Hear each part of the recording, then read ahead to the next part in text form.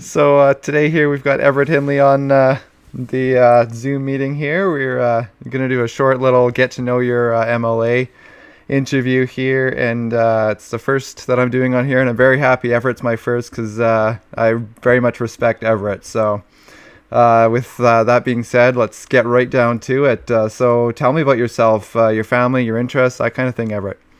Sure. Thanks for the opportunity, Tony. This is a great way to kind of do this over the Zoom chatting and the video conferencing, which has become extra popular, obviously, since March. And I guess just a little bit about myself. I'm married with a couple of grown kids right now. I've actually got a 3-year-old grandson. So I'm a grandpa, if you can believe it. I'm an old guy. And he's adorable.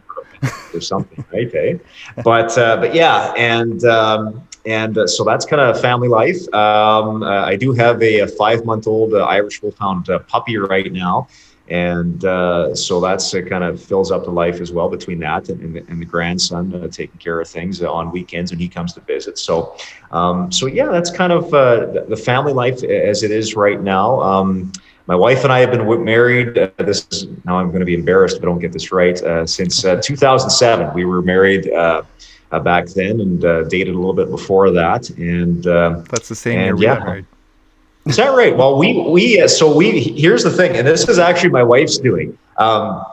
We got married on the 7th of July, so we did the 777 thing, and she actually purposely picked that date so we wouldn't forget it. So, it was actually, and it was a popular day for weddings. And I know because there was other people doing the exact same thing. As a matter of fact, I could be wrong, but I'm pretty sure that Sarah Mills from News Talk Radio got married on the exact same day, her and her husband. Oh, that is cool. Anyway, it was a busy date for weddings because it was tough to find DJs and caterers and all that fun stuff. And this is kind of cool. Actually, we had our wedding reception at the wedding was at First United Church, but our wedding reception was at the Lyric Theatre, and it was the first event ever held at the new Lyric Theatre when it had just been reopened. As a theater, because it had been a bar or a dance club or something like that from years before that. So we rented the Lyric Theatre for our wedding reception and had we actually had kind of a neat 1920s, 1930s style of wedding. So we encouraged people to kind of dress up in period costumes. Which is kind of a good idea at the time, but then it was also about 35 degrees on the 7th of July. And so when you're wearing a vintage tux that's made out of wool, it gets very hot. So it was actually a miracle I didn't pass out during the ceremony of the reception. Raining and extremely windy. Yeah, exactly. Right. Exactly. Yeah. So, but yeah, and then just, I've been in Swift Current. I moved here in 1996. Grew up on a farm up in northeast Saskatchewan, kind of halfway between Alfred and St. Bruce, where my folks farm. And we have a small family farming operation up there. Rest of my family pretty much lives up in that area. Mom and dad still have the home quarter and own the section of land that they've always farmed. And I have one sister living in Tisdale, and another one she's married and living just east of Melfort. And then my brother lives and works in St. Bruce. So that's kind of where I was born and raised, but been in Swift Current since the mid to late 90s here. Cool. So when did you first get into politics, and what made you decide to get into politics? Yeah, you know what? It's an interesting story. So I moved to Swift Current in 1996, actually, for a job in media. My background's actually in broadcasting. So I started off as a weekend reporter and news announcer for the radio stations here in Swift Current, and then became morning news announcer and news director, and worked at the stations for nearly 4 years. I did about 3 years of color commentary for the Swift Current Broncos, a hockey broadcast on the radio station, and but news was my staple. I was always covering the news stories, and some of the stories that I enjoyed the most were the political ones. I had the opportunity to cover, a provincial election, the 1999 provincial election, also some federal politics and civic as well. But I always found those to be very interesting and just And particularly at that time, because in 1997, the Saskatchewan Party was formed. And those were interesting times in politics. As a matter of fact, I still remember the day. I was working in the newsroom at the time, and it was late in the day when the news came out, and I thought that was kind of interesting that the Progressive Conservative Party provincially and the Liberal Party had merged to form this new Saskatchewan Party, and a short 2 years later, they ran a full slate of candidates in the 1999 election, and came very close to forming a government in their very first election. So that was interesting. And then after that election, I took the job as the constituency assistant for the newly elected MLA for Swift Current, a guy by the name of Brad Wall, and that kind of. That's where things started. I worked at his MLA office and ran the operations there till about 2006, I think it was. And then by that point, he was the leader of he'd become the leader of the opposition. And we had some changes of roles at head office in Regina. And I had the opportunity to become his executive assistant. So that was my role, was to help with his meetings and events and staffing, and I was a guy that traveled with him back and forth from Swift Current to Regina and all over the province, for various meetings and functions each and every day. And then, of course, 2007, the election happens, and the party forms government.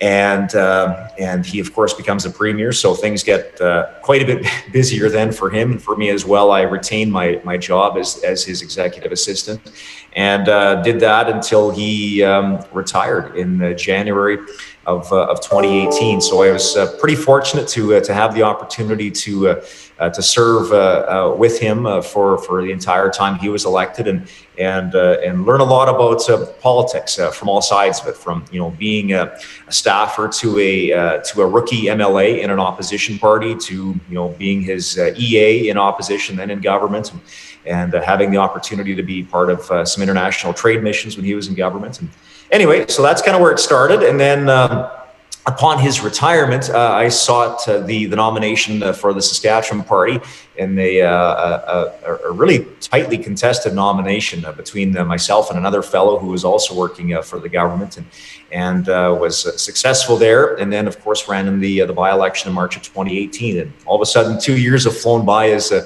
MLA for Swift Current, and now getting ready for another election coming up here in just under 2 months' time. Very cool. Yeah, I love politics. That's kind of my jam too. I really enjoy everything I do is American and Canadian politics. So I know there's been a lot of really hot button issues right now going on in the province, and a lot of mud being slung by unions and all that kind of stuff. But what are some key issues that you think you'd like to really address in this upcoming term? Yeah, I think it'll be interesting, and you're right. We are kind of into the as they call it, the silly season a little bit right now. We're getting close to it. The provincial election will be on October 26th, so in the not too distant future, the premier will call the election. So probably sometime in late September is typically when that happens. So I just think you're going to see there'll be an increase, of course, in politics from all the parties in terms of advertising and contacts with people. It's going to be really different, though. That's the thing. Just because of what COVID-19 has done to the world, frankly, it's just going to be a really different election. Typically you have big political rallies and of course the teams that go door to door campaigning and that's all going to look quite a bit different. You're not going to see the big rallies that you typically would see. Even the door knocking, which is a door to door solicitation, is now allowed under the Reopen Saskatchewan plan, but it's different. There's guidelines and restrictions in place in terms of how you do that, whether you're a politician or you're selling something. So it is going to be different, but I just think in terms of issues, obviously, I think COVID is top of mind for everybody, whether you want it to be or not. And people are probably sick and tired of it. I know some days I am too, but it's time we're in. Yeah, it is, right. And but it's the world we live in these days, and I think you know it's affected everyone's life in so many ways. Whether it's how your kids are going to be returning to school this fall, or your job, or the activities you participate in. We're not going to.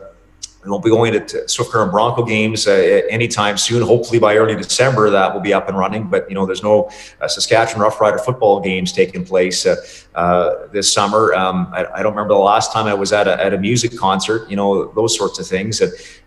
Frontier Days was canceled. The Windscape Kite Festival, all sorts of things at the events and concerts at the Lyric Theatre, all kinds of things around town that typically would happen and just don't anymore. And the things that are allowed to carry on do so with limited numbers and all sorts of enhanced sanitation procedures and all that sort of stuff. But so I think just that by and large, and all that kind of relates back to the economy. And I think that's what I think the election will be about. There's a lot of businesses that have taken a big hit because of COVID-19. Some have struggled. Some have not been able to survive because of what's had to take place. So I just think the economy will be the number one issue. People are concerned about jobs. They're concerned about how they're going to pay the bills and put food on the table. And for the provincial government or any level of government, government programs and services are funded by tax dollars. They're funded by the people that make an income, that buy goods and services, and pay a PST or a GST, and that's how you pay for things. So you see a lot of spending by levels of government right now, federally, provincially, municipally, and there's debate as to whether it's enough or too much. And then, of course, the question is, how do you pay for it all? And for me, that's top of mind as as a government official and as someone who will be seeking re-election. It's important to support our friends and our neighbors and our businesses and our communities, but how do you plan to pay for that and look at this long term? So the good news, if you can call it this, is everybody's in the same boat. This is affecting every province, state, jurisdiction, country in the world, and there's no real template for how you come out of a global pandemic. And so I think you're going to see the parties politically come out this fall with some ideas as to how they do that. And I think they're going to challenge each other. They're going to challenge the other candidates and the other parties as to what your plan is and how you're going to pay for things and how you're going to proceed and to try and help the Saskatchewan economy out. Which is important. Yeah, it's great to have multiple parties to kind of balance each other out and share ideas and work together. As much as parties fight against each other in a time like this, they kind of need to work together too to get things done. Because it's definitely. I know I'm lucky. I work for a Crown Corp, so I at least have got to keep my job.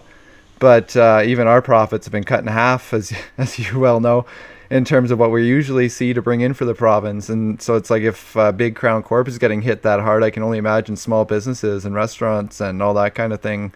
Yeah, it's hard to see them not succeeding and being able to open. Yeah.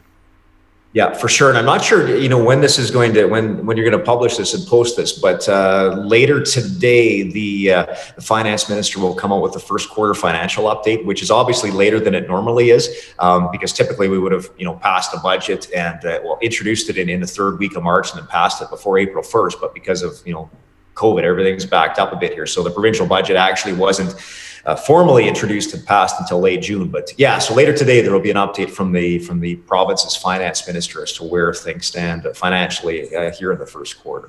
Awesome. Yeah, I know. I get updates all the time from our boss because she does quarterly updates and stuff, and I know she postponed our last one, and that's probably because she's probably waiting for Scott Moe's updates and all that kind of stuff for our province. So. Like that, yeah. Yeah. So. One of the big issues that's kind of always out there and always been around is diversity and all the different cultural issues that surround that, because there's always a lot of challenges in terms of how do you include all these different diverse groups, how do you avoid prejudice and mix in all those cultural differences and yet not lose your own cultural identity. So how does your party plan to address this issue in terms of this term? Yeah, it's a great question, Tony. It's something that is really key to the fabric of our province. Our province's motto is "From many people's strength," and the history of Saskatchewan was formed on immigrants from all over the place moving to Canada, moving to Saskatchewan, and it continues to be that way. We here just in Swift Current as an example, it wasn't that long ago, I guess. I think it's 10 years now that the Newcomer Welcome Center is celebrating it opened its doors. And if you think back to, I know when I moved to Swift Current back in 1996, we didn't have a Newcomer Welcome Center. And, as an example, I get invited to the annual Filipino Association Christmas party in Swift Current. And it's one of the biggest events in town.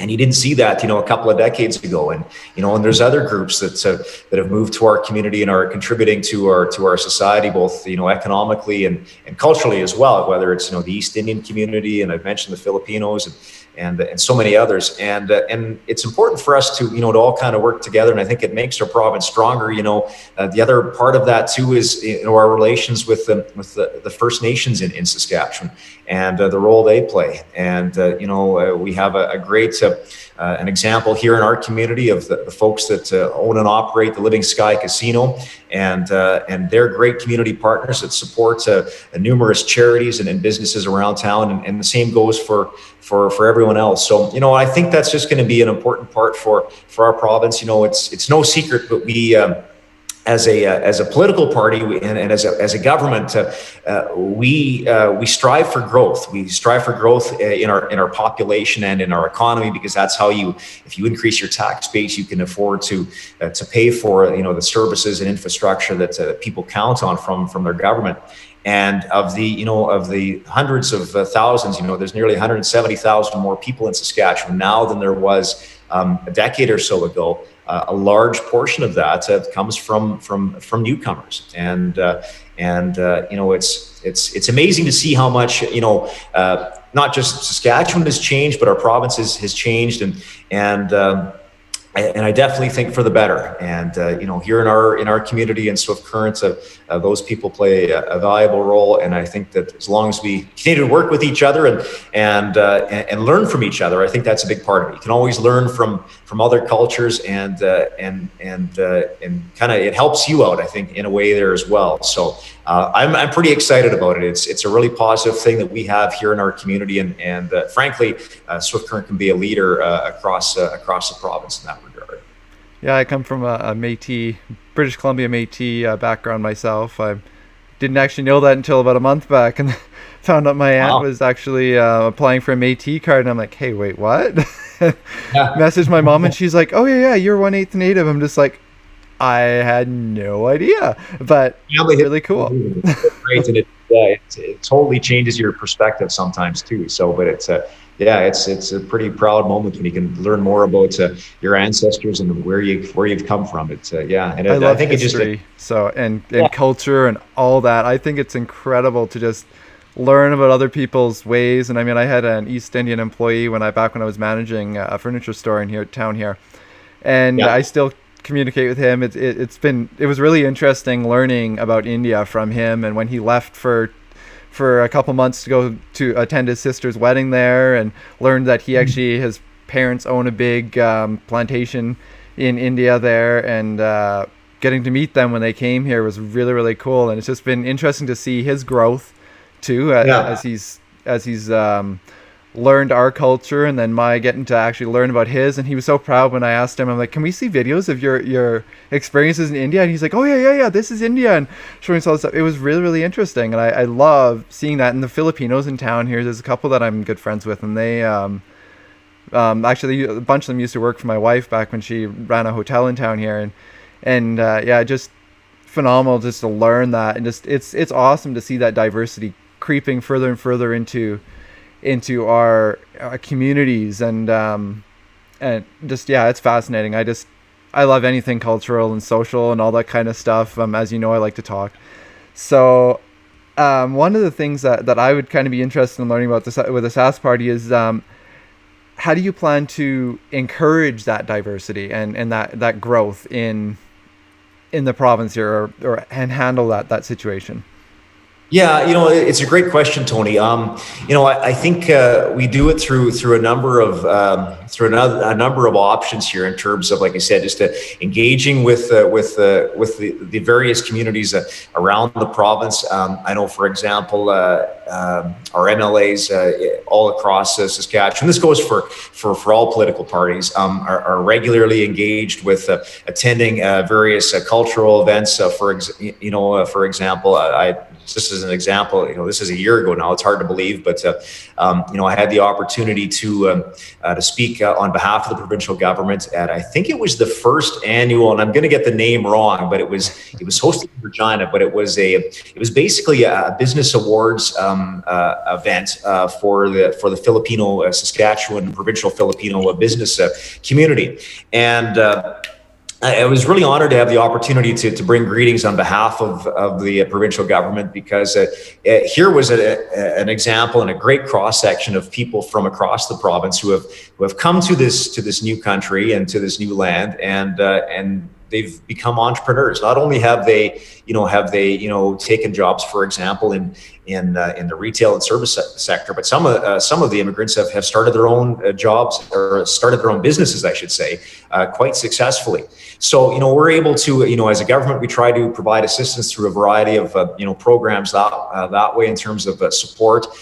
There is support from the provincial government in terms of dollars towards organizations like the Newcomer Welcome Center in Swift Current, and just helping to engage with those sorts of communities, and making sure that they have as many opportunities as anyone else would here in Saskatchewan. I know in town here we've got more Filipino restaurants opening up. We've got that, I'm going to slaughter the name, but starts with an M, something bistro. I just would slaughter that name if I tried to say it. But Monta's Bistro in Central, for sure. Or even, like, for example, I ordered from lunch the other day from the Modern Family Restaurant, and they've got it, on their menu now. There's a section just specifically of Filipino food. You didn't have that 20 years ago. Yeah, it's really cool. And I know Sammy Khalif is big in with all that kind of stuff. I love to support him and that kind of stuff. And I've done a promotional video for their previous restaurant food service business that they were doing. And that was really fun. My kids enjoyed being in that and tasting all the different food, because we don't often get to try those kind of cultural foods in Swift Current, so it's really nice to have that opportunity now to get to try that and to get more authentic food too. And I know there's Ria's Diner just down the street from me, and that is more cultural East Indian food mixed with a little bit of Canadian stuff too there. But the owner there is a fantastically nice guy and wonderful kids, like just incredible. And it's nice to see how he's been able to succeed, even though he opened shortly before COVID really started, and yet he's still been able to really succeed. And we've gone there a couple of times, and it's good food and good value, and just nice to support these people, because they are wonderful, nice people, and just to get to taste their food more authentic is just fantastic. I love curry, so for me, I can't take a lot of heat, but I like to play around with making things with curry myself, so it's nice to get to taste that authentic version of it. And and they always ask about heat level, and I'm always like, well, as mild as you can make it, because I don't have heat. Yeah, exactly. I like the hot food, it just doesn't like me. So I know our economy, like you were saying with the COVID, it's really taken a huge hit. And I know with a lot of the federal government policies too, like it's hit us hard with the carbon tax and all that kind of stuff that the Liberal Party has really, really been attacking our oil industry and encouraging protests, that kind of stuff. So it's been hard. How are you planning to get our economy booming again so that it can rebound from all this disaster stuff? Yeah, so there's a number of answers under one particular answer right now, and of course this is all again pre-COVID, but we still think it's pertinent today. So when it would have been November of last year, November of 2019, the premier announced the Saskatchewan Growth Plan for the next decade, from 2030 or 2020 up to 2030. So there's a document that kind of summarizes. I'll hold it up here so you can see it. But it's a short document. There's a much longer one, but this is the summarized version of it. It's just a quick printout. But it was released last November, of course, pre-COVID. But we still think that is a pertinent and an important document for us, regardless of what goes on.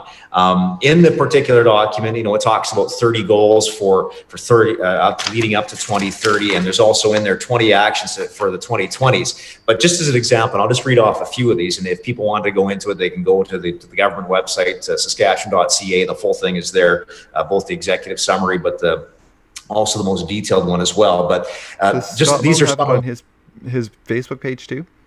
Yeah, it should be. Yeah, there should be a link there, I would think. Again, you might have to scroll back a bit because there's probably a bunch of COVID stuff on there these days. But yeah, it would be on the Premier's Facebook page as well, I'm sure. But for example, like some post links. Yeah, that'll be great. Yeah. So for example, like there's, by 2030, we'd like to have 1.4 million people living in Saskatchewan, 100,000 more new jobs, increasing the value of exports by 50%. That's huge for a province. Increasing tourism expenditures in Saskatchewan by 50%. Expanded irrigation. You heard us talk in late June about some major investments into an irrigation project along Lake Diefenbaker. So that's part of that. Crushing 75% of canola that Saskatchewan produces in Saskatchewan. There's a number of things here, and these are all, for the most part, are based on economic things. People will say, well, what about, for example, healthcare? There is mention in here of reducing surgical wait times to a 3-month target, and we know that those were starting to creep up.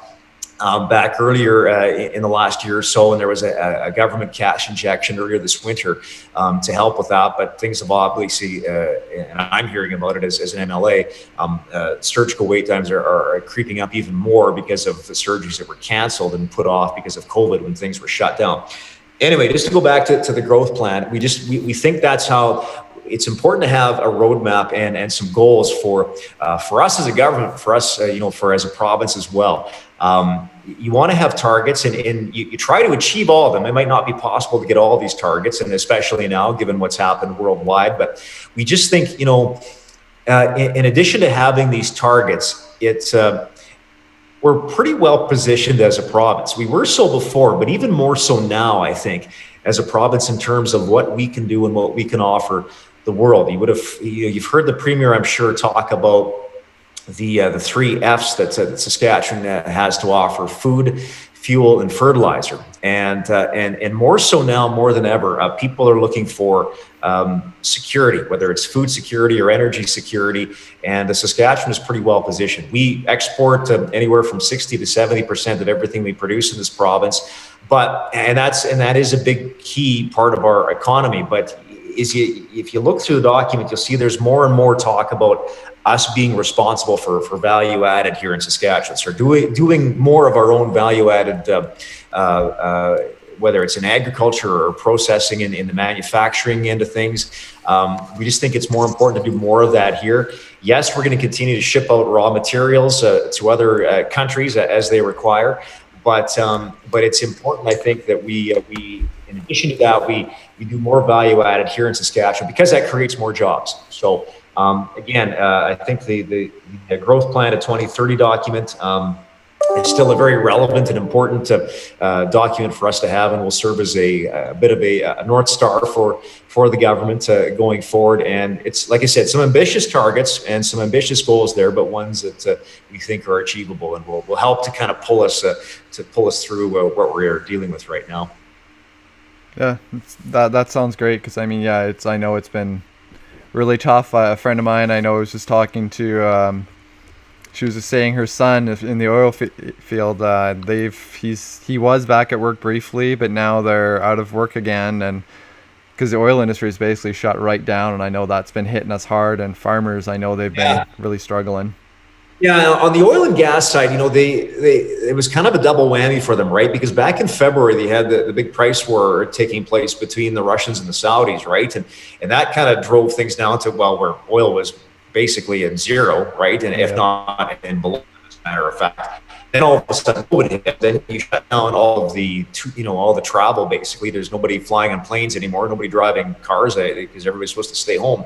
So then the demand just absolutely crashes. So There's some encouraging signs, though. I think, I was reading an article in I think it was in the Financial Post just a couple of days ago, where in terms of consumption levels are higher than they anticipated, and so that's positive. It means demand is going up. There's the accelerated well cleanup program. There's some dollars from the federal government, and some of that's come to Saskatchewan. And I know, for example, there are some sort of current-based service companies they're doing a little bit of work right now on that in the Southwest. And again, that's not to say that it's anywhere back to normal. This isn't where things were, before.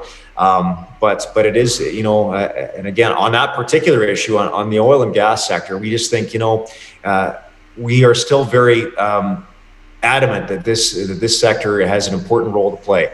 Not just in Saskatchewan and in Canada, but around the world. We have some of the cleanest producing oil and natural gas wells anywhere to be found right here in Saskatchewan, whether it's in the Swift Current area or up around Lloydminster or the Weyburn-Estevan area. And people are proud of that sector. Our government is proud of that sector. We feel that it's important, and we definitely support the oil and gas industry 100%.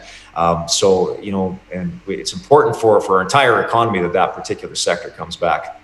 Well, I know in the Saskatchewan Party, they've got such a diverse range of areas in our economy that they've been encouraging. I know we've got that helium plant coming up. We just built that new power plant, and I know there's a lot of nuclear power talks going on, and we've got so much going for our province, and it's nice to see a lot more of that getting tapped into and getting encouragement to build and develop. I know that's one thing that I've always admired with the Saskatchewan Party is that diversity they've encouraged.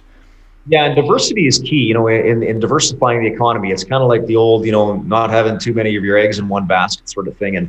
And a perfect example of that is what's happened, just given in terms of international relations with China. And, it was no coincidence that shortly after the whole Huawei thing started, and, that all of a sudden there was a stop on shipments of Canadian and mainly Saskatchewan canola into China. Just sort of coincidentally happened right around the time of that arrest, right? Mm-hmm. A little bit more than coincidental. And all of a sudden, China was our biggest market for the export of canola. And so that was obviously of concern to not only the government, but of course of farm producers that rely on that's their source of income. You just see thousands of acres of canola seeded in Saskatchewan each and every year. And so that's a huge hit to the economy. We've been able to weather that by finding some other markets, and so that's important. And before we didn't need other markets because so much of it, because there was so much demand in China. That's kind of where you sent most of this stuff. But now you realize that you can't be reliant on one particular trading partner as much as you are. Our closest trading partner is the United States, but some of the other big ones for our province are of course China and India and Japan and markets like that. But as part of the growth plan, I didn't mention it, but I touched on a little bit about exports, but we are going to focus more on telling our Saskatchewan story and selling our products around the world, and that includes the opening of 3 new international trade offices in Japan and Singapore and India, because these are going to be key markets for us. And yes, there's federal representation in these countries, but we just feel it's more vital for us as a province. These are key trading partners for us, and we want to have Saskatchewan people in an office on the ground in those markets 24/7, 365 days a year, doing what we need to do to sell Saskatchewan. So anyway, that's kind of a long answer to your question there, but yeah, I think that's an important one for us as well. Awesome. Yeah, I love to hear that. Are there any other talking points that you'd like your constituents in the Swift Current region or even in Saskatchewan to know? Not really, Tony. I just thanks for the opportunity today to do this. Like I said, I'll probably kind of go back to what I started with. That things are going to be a little bit different this fall. We'll have a provincial election on the 26th of October, and candidates from a number of different parties will be going around bugging people, and probably the point are sick. But again, it'll be a different election than in years gone by. So for the most current up-to-date information, Election Saskatchewan will have that available on their website. I know they've got some information now on the mail-in voting, mail-in ballot procedure and how that's going to work. We're still waiting for some information on exactly when and how the advance polls and the advance voting will take place. I suspect just because of the nature of things that there will be more opportunities for people to do advance polls. So it'll be an interesting time. And for those like yourself that enjoy politics, it'll be a busy couple of months leading up to the October 26th date. And what I always say when I talk to people about politics, and whether it's school groups or any group, be an informed voter. Check out your options. Don't be afraid to ask some tough questions of the candidates, of all the candidates. Take a look at their platforms and read about them, learn about them, and ask questions and make sure that you're involved in the process. Some people say, well, what's the point in voting? Why do I need, why should I vote? Does it really make a difference? And it does make a difference. And particularly, this election, I think will make it is important. So just make sure you're involved and that you're informed and you're part of the process. Yeah, I always say research is key. Too many people get their information from one source, and I'm like, get your information from the left and the right, and then kind of just look and get those multiple opinions, because the truth is usually somewhere in between, and it's just a matter of reading between the lines and figuring it out for yourself too, and figuring out what's important to you. And there's so many different. Yeah, and there's so many different options out there nowadays too, right? Like there's mainstream media, but there's other options out there too. And you're right, somewhere in the middle is usually the truth. There'll be both sides of it, the extreme in one and the extreme on the other, and sometimes it's a matter of trying to figure out where it lies. But again, if you go to reliable sources and like I said, if you go directly to the parties themselves, they'll let you know. There'll be come election time, there'll be documents out there, there'll be campaign platforms that'll be posted publicly, and the candidates will be trying to talk to their potential voters about. So just make sure you do your research and check it out. All right. Well, if you just want to stay on for a second here, I'm just going to stop the recording here. But thanks for coming on. I really do appreciate this. And hopefully we can get some more of the MLAs on here and get some other people getting their voices heard.